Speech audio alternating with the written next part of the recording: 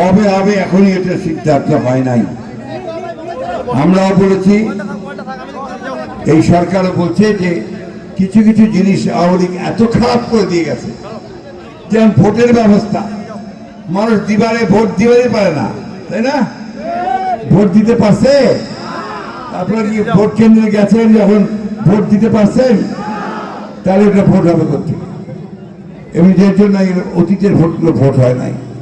তো এইটা ঠিক করা দরকার, সবাই যেন ভোট দিতে পারে, যার ভোট সে দিবে, যাকে খুশি তাকে দিবে, তাই না? এবং সেই ভোটের মধ্যে দিয়ে আমরা আমাদের প্রতিনিধি নির্বাচন করব। এই সময়টুকু আমাদের এই যারা বর্তমানে সরকারে আছে তাদেরকে দিতে হবে।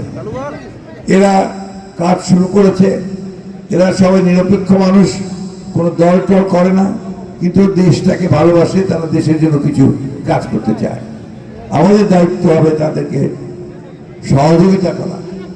যে বিজয় অর্জন হয়েছে, সেই বিজয়কে কিন্তু নষ্ট হতে দেবেন না। যে সুযোগ আসছে দেশকে সুস্থ করার, ভালো করার, সেই সুযোগ যেন আমরা হেলায় না হারাই।